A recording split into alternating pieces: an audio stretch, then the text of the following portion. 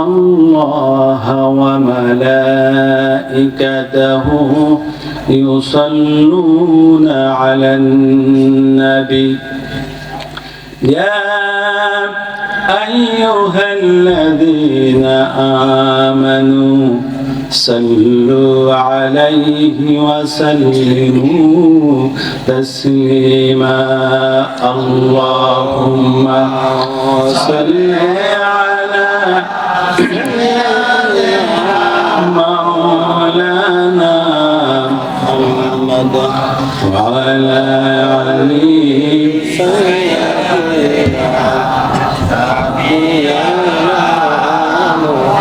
প্রাণ খুলে মন খুলে পড়েন আল্লাহুম্মা সাল্লি আলা সাইয়্যিদিনা মাওলানা ওয়া আলা আলি সাইয়্যিদিনা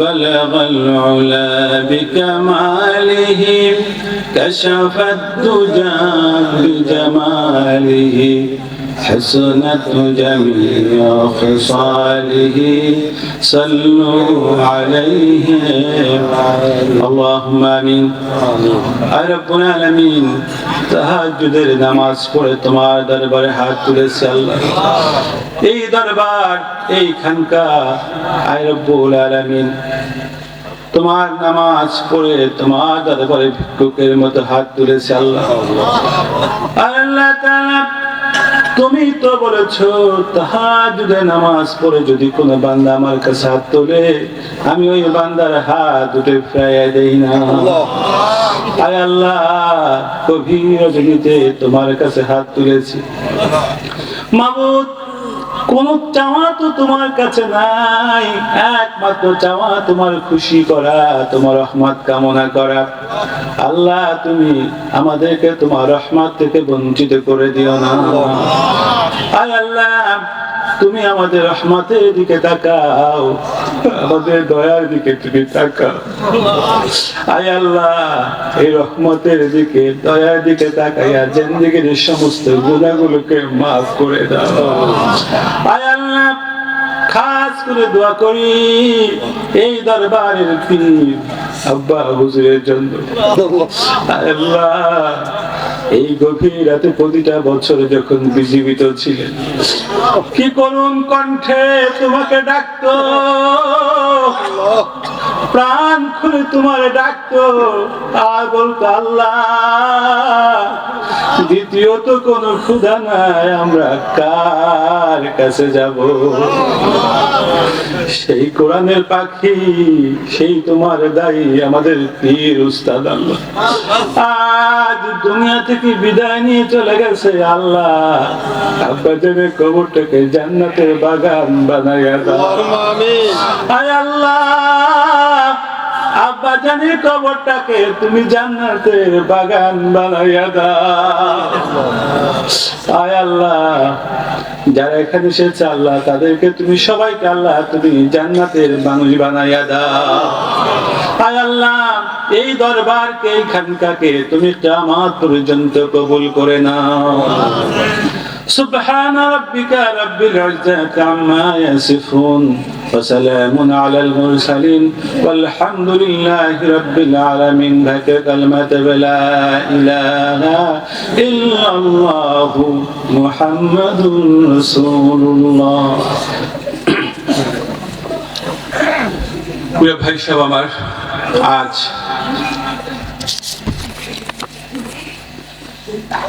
দুদিন ব্যাপী 42তম বানেশ্বরী খানকা শরীফ নুরানি হাফিজিয়া মাদ্রাসার উদ্যোগে এই মাহফিলের সম্মানিত আমাদের পীর এই দরবারের মাওলানা মাসুদ বিন নুরীকে এবং এই পর্যন্ত যে সকল উলামায়ে কেরাম এখানে এসেছেন এবং আলোচনা করেছেন এবং বিশেষ করে আজকের এই মাহফিলে যারা আপনারা দূর দূরান্ত থেকে এসেছেন আল্লাহ আমাদের সবাইকে কবুল করে নিক বলেন আমিন। আমরা এত কষ্ট করে বিভিন্ন জায়গা থেকে এই মাহফিল এসেছেন। মধুখালীর মিলন নামে কিন্তু লোক আছে, মিলনের মা যদি মিলনের মা পড়ে গেছেন, মিলন কোথায় আছো, তুমি দ্রুত করে ভিতরে যাও। এখানে আমরা বিভিন্ন দূর দূরান্ত থেকে, বিশেষ করে মধুখালী থেকে অসংখ্য লোক এখানে আসেন। সারাটা রাত জেগে এই দিনের আলোচনা, কোরআনের আলোচনা শুনে বিভিন্ন আলেম ওলামাদের কাছ থেকে শ্রবণ করা হয়। এর উদ্দেশ্য তো একটাই, আল্লাহকে খুশি করা, নাকি বলেন? আর কোন উদ্দেশ্য আছে? আমাদের উদ্দেশ্য তো একটাই, আল্লাহকে খুশি করা।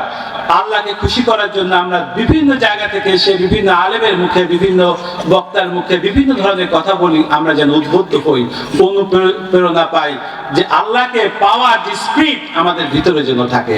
এই উদ্দেশ্যে নাকি অন্য উদ্দেশ্য আছে? একটু জোরে বলতে হবে, উদ্দেশ্য কি? আল্লাহ।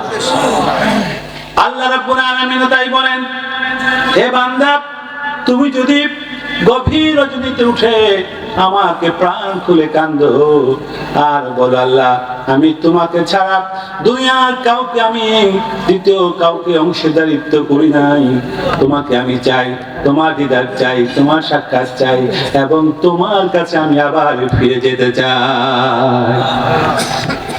আমরা বলি না, কেউ মারা গেলে বলি ইন্না লিল্লাহি ওয়া ইন্না ইলাইহি রাজিউন। এর অর্থ কি?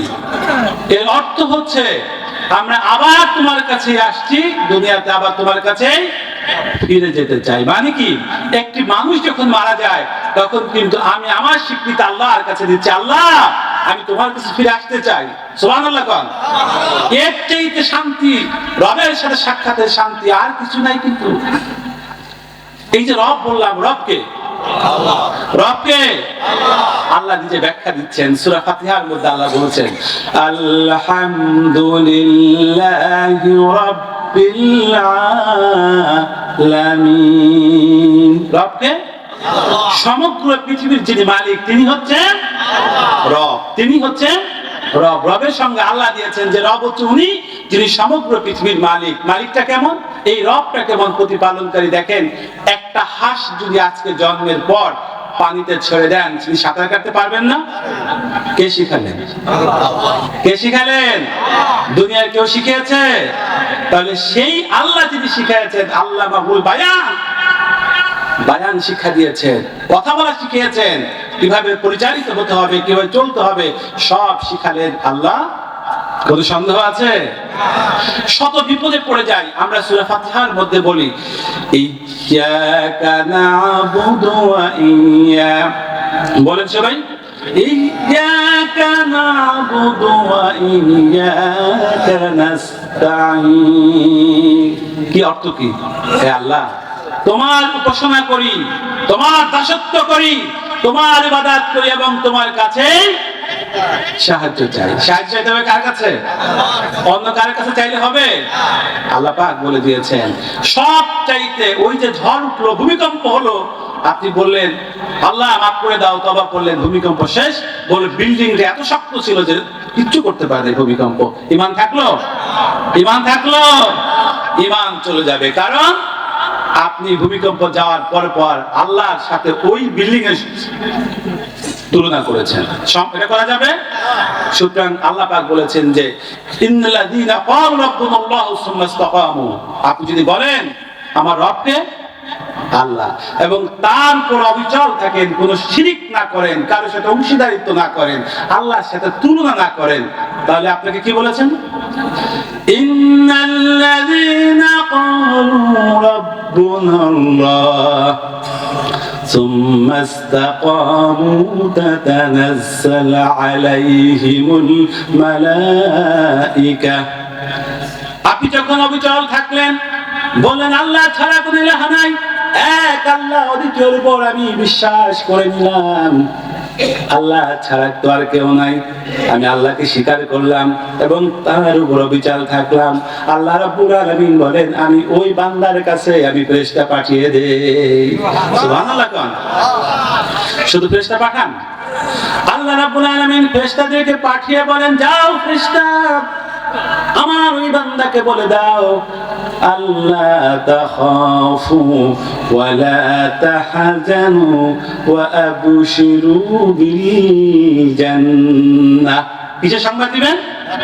কোনো চিন্তা করবে না, কোনো ভাবনা করবে না, আল্লাহ রাব্বুল আলামিন তোমাদেরকে জান্নাতের সুসংবাদ দান করে দিলে। সুবহানাল্লাহ।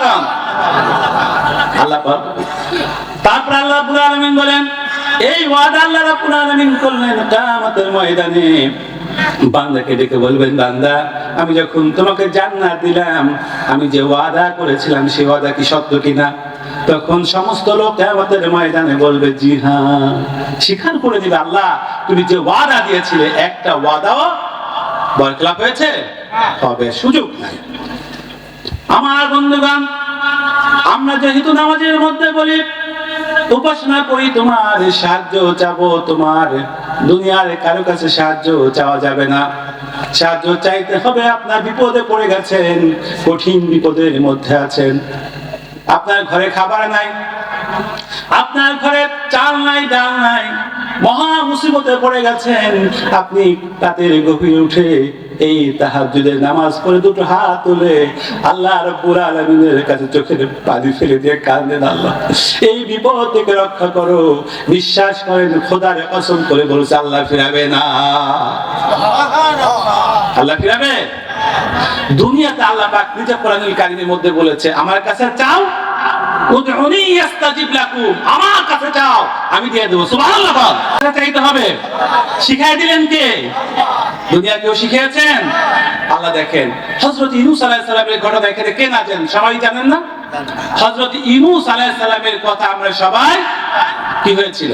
হযরত ইউনূস নবীকে আল্লাহ, তিনি পানিতে পড়ে গেলেন, বিশাল একটি তিমির মাছ তাকে খেয়ে ফেললো। প্রথমত পানির নিচের অন্ধকার, দ্বিতীয়ত ছিল মাছের পেটের ভিতরের একটি বিশাল অন্ধকার, ছোট্ট জায়গা, বের হওয়ার কোনো জায়গা নেই। তখন ইউনূস আলাইহিস সালাম বলেন, আমি তো ভুল করে ফেলেছি। নবীরা কখনো অন্যায় করতে পারেন না। কি করেছেন? একটা ভুল করে ফেলেছি। তিনি চিন্তা করলেন, আল্লাহর কাছে সাহায্য চাইলেন। কার কাছে? আল্লাহ। তিনি চিন্তা করলেন, আমি যদি দুনিয়ার কারো কাছে সাহায্য চাই আমি হয়তো বা সাহায্য পাবো না। এই মুহূর্তে কঠিন বিপদের জায়গায় দেখেন, প্রথমত হচ্ছে পানির অন্ধকার অতল তলদেশে, আবার মাছের পেটের মধ্যে হযরতে ইউনূস আলাইহিস সালাম ভরকে গেলেন। তিনি বললেন, লা ইলাহা ইল্লা আনতা সুবহানাকা ইন্নী কুনতু মিনাজ জালিমিন। এই দোয়াটা করেছিলেন, আল্লাহ শিখাই দিলেন, কোরআনে তুলে ধরলেন যে ইউনূস আলাইহিস সালাম কিভাবে আল্লাহর কাছে সাহায্য চেয়েছিলেন। শিখাই দিলেন না? আল্লাহ রাব্বুল আলামিন আবার কোরআনুল কারীমের মধ্যে বলে দিলেন, আমি কিভাবে হযরত ইউনূসকে জবাবটা দিলাম। ও দুনিয়ার মানুষ শোনো, ফাস্তাজাবনা লাহু ওয়া নাজ্জাইনাহু মিনাল গাম ওয়া কাযালিকা, এইভাবে করে যদি ওয়া কাযালিকা নুনজিল মুমিনিন, দরকান সুবহানাল্লাহ। আল্লাহ পাক বললেন, ইউনূস যখন কঠিন বিপদ থেকে বলল, আল্লাহ তুমি পুত পবিত্র, আমি জালিমদের অন্তর্ভুক্ত হয়ে গেছে, আমাকে ক্ষমা করে দাও। আল্লাহ বললেন, জবাব দিলেন যে ফাস্তাজাবনা লাহু ওয়া নাজ্জাইনাহু মিনাল গাম্মি, যেভাবে তুমি আমার কাছে ক্ষমা চেয়েছো আমি আল্লাহ ঠিক সেইভাবেই তোমাকে ক্ষমা করে দিলাম এবং উদ্ধার করলাম, তোমার অনুভূতির জবাব দিলাম। এভাবে করে যখন আমার কোন মুমিন বান্দা বিপদে পড়ে যাবে, আমার কাছে কায়ে মনে রাখতে আল্লাহর কাছে যাবে, আমি আল্লাহ ক্ষমা করে দিব। সুবহানাল্লাহ। আমি আল্লাহ ক্ষমা করে দেব, সাহায্য করব। তাহলে সেই আল্লাহ আছে কি নাই? একটু জোরে বলবেন না আস্তে বলবেন? আছে।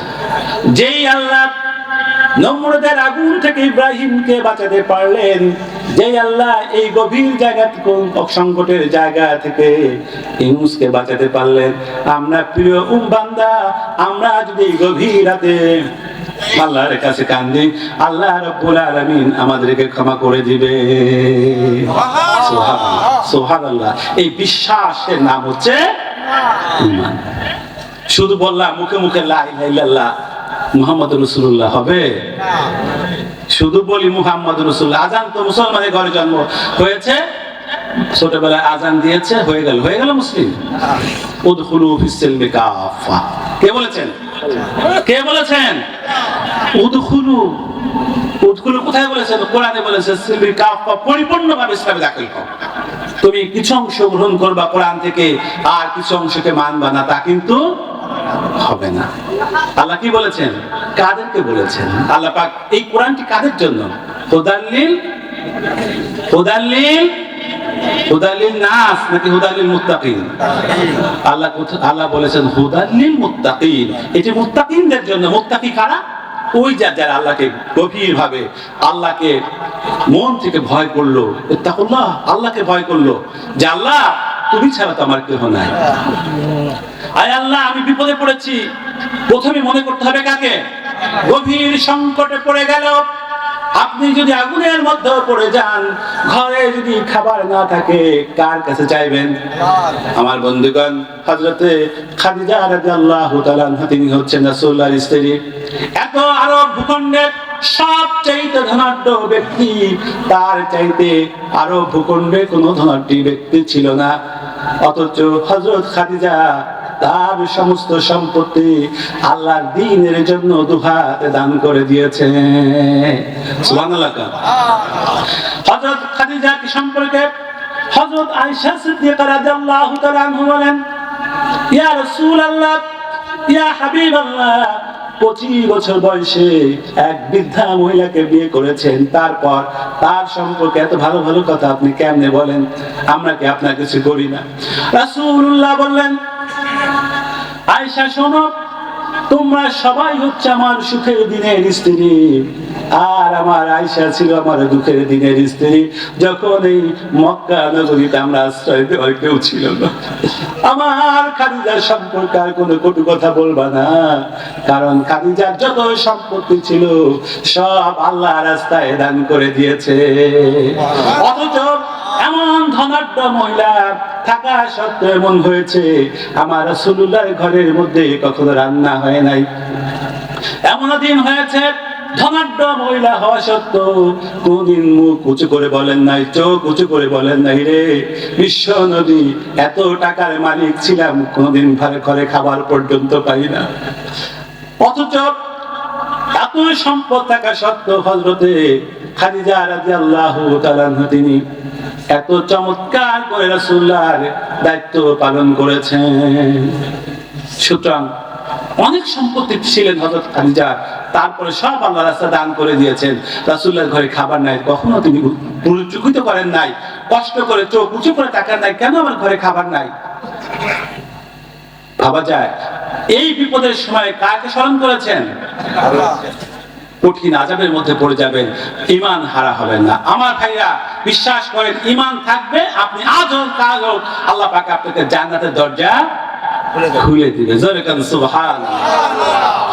একটু জিকির করেন সুবহানাল্লাহ, আলহামদুলিল্লাহ, লা ইলাহা ইল্লাল্লাহ, সুবহানাল্লাহ, আলহামদুলিল্লাহ, লা ইলাহা ইল্লাল্লাহ, সুবহানাল্লাহ, আলহামদুলিল্লাহ, লা ইলাহা ইল্লাল্লাহ, সুবহানাল্লাহ, আলহামদুলিল্লাহ, লা ইলাহা ইল্লাল্লাহ, সুবহানাল্লাহ, আলহামদুলিল্লাহ, লা ইলাহা ইল্লাল্লাহ,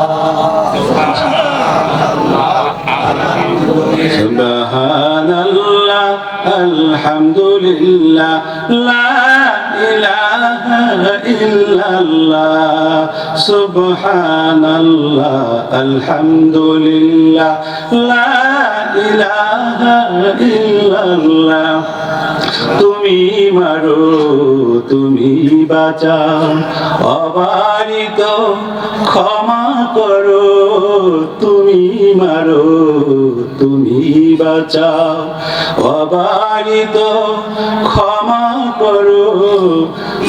ধরার যাকে তাকেই ধরো, ধরার যাকে তাকেই ধরো, তোমার তোমার কাছে সবই আল্লাহ, সুবহানাল্লাহ আলহামদুলিল্লাহ লা ইলাহা ইল্লাল্লাহ, সুবহানাল্লাহ আলহামদুলিল্লাহ লা ইলাহা ইল্লাল্লাহ।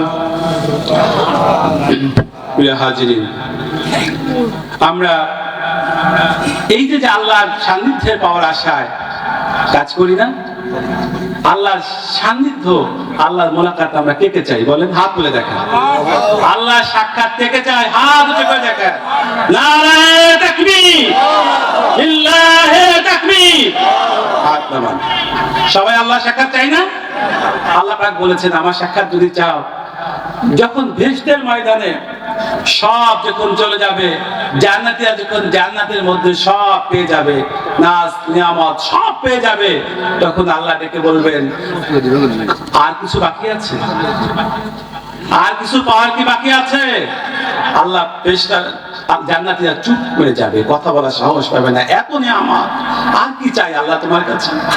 আমার নবী, বিশ্ব নবী মুহাম্মদ রাসূলুল্লাহ সাল্লাল্লাহু আলাইহি ওয়াসাল্লাম বলবেন, ইয়া আল্লাহ, তোমার বান্দারা সব পেয়ে গেছে, কিন্তু যার জন্য রাত জেগে গভীর রাত পর্যন্ত তোমার ধর্মের দ্বীনের কথা শুনেছে, নামাজ পড়েছে, তাহাজ্জুদ করেছে, ওযু করে শীতের কনকনে ওযু করে নামাজ পড়ে তোমার ইবাদত করেছে, সব পেয়ে গেল, একটা জিনিস পায় নাই, তা হলো তোমার দিদার।